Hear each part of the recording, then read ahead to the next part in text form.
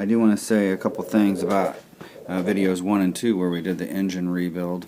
The cylinder head gasket, that was actually, I'm running a brand new Cycle X cylinder gasket. So I know that we didn't, that's not the cylinder head, that's this actual cylinder. So right down here is the cylinder gasket. I know I didn't mention that when we did the head rebuild because it looked like there was probably some things I left out, but I do want to point out that this has a brand new cylinder gasket. Also, I took the head to my local machinist and had them do some stuff that is out of my capabilities. Specifically, I had them put in brand new bronze ape valve guides. I guess the 77 and 78 engines were known for having some valve issues, so I had them put in brand new bronze valve guides.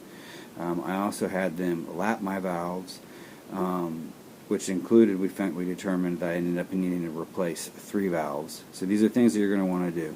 And while I had it with them, I had them actually deck the bottom half of the engine. You'll notice when I'm actually in video 1 that when I flip this up that it looks pretty much brand new, and that's because they decked that. So this cylinder head has really been rebuilt. Also, check your camshaft. I checked my camshaft to make sure everything was within spec.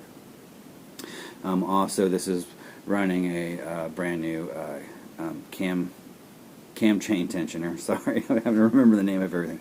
It's running a brand new cam chain tensioner. It's good to replace your cam chain tensioners whenever you're going to do a head rebuild. So it's doing that, and so those are the things that I think it's important to point out that that were left out because we ended up really just replacing the cylinder head gasket in that last video and then tuning it all. But those are things you're definitely going to want to pay attention to. Some other things that were done off video, because like I said, I did a lot of this rebuild before coming onto YouTube or whatever. So we're running brand new coils, all brand new coils. I went ahead and got all brand new Motion Pro cables because it was really easy to do. One thing that we're going to do in a video later in the series is I have an electronic ignition down here instead of points, and so it's a Dyna electronic ignition. I'll be showing you guys how to statically time that. Another thing we will be doing is I won't be doing the electrical, but one thing I will suggest is my electrical wiring harness was absolutely awful. It was filthy, it was crumbling. So I just went ahead and bought a brand new one. I think it was like 70 bucks on 4-to-1. And the good thing about that is all the colors ended up matching perfectly. So when I was doing the electrical, which was something that I was kind of dreading, it really wasn't that bad at all. Another thing is I ended up rebuilding the rear brake master cylinder. I had to. It was actually seized, and I actually had to drill it out. And I wish I would have documented that because it was a pretty cool process. Of showing you how to troubleshoot something like that, but I just didn't because at that time I was just wanting to get my build done. Let's see what else. So I did mention that. Okay, let's come around here to the other side here. I'll show you some of the stuff we've done on the battery box. The battery box was absolutely filthy. It was pretty much rusted, so what I ended up doing is taking it down and taking it out, taking a wire wheel to it. The whole bike was stripped down to the very last bolt. I stripped the frame down, repainted the frame, and put a 2-component clear coat over the top of it, which is also chemical resistant.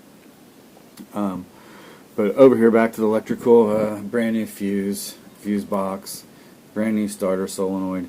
These parts were pretty cheap, so I just went ahead and said, why not get new? Regulator rectifier combo, and that pretty much sums up all of that. And like I said, brand new coils. And what else? Of course, new sprockets on the front and the back. And a new chain. So these will all break in together. One thing we will have to do in a later video is we just put the engine in the frame, so we will have to realign the back wheel again because I noticed that when I roll the wheel it seems a little wonky. You don't want to mess around with that when you're out on the street, so we'll take care of that. What I basically did is I completely rebuilt the calipers. I ended up soaking them in my sonic cleaner, stripping all the paint off of them with aircraft remover, and then re-soaking them again in the sonic cleaner, and then spraying parts cleaner to flash out any water. And then what I did is I actually took a Dremel tool with a Scotch-Brite tips and cleaned out the insides of the piston cylinder walls, which they weren't really that bad, to be honest with you, but I just went ahead and cleaned them out really good, and then put brand new pistons in them, and then of course everything that comes with the rebuild kit. We're running still Galfer still line brake lines, new master cylinder, of course. This thing is brand new. I had to send this off to David Silver Spares in England to get that part.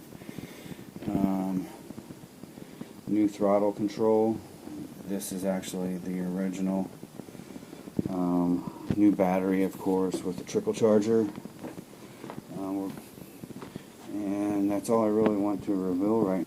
So that'll conclude this week's video, and you know, I think in next week's video what we'll probably end up doing is we'll go ahead and we'll put some oil in this thing. We'll put the headers and the slip-on on, and I don't know if I'll have the parts I need in order to install the carburetors yet, but I'm also going to do a video on how to bench sync your carburetors. So maybe the carburetors, we'll see, but until then, hope everybody's doing good in lockdown, and take care. Until next time.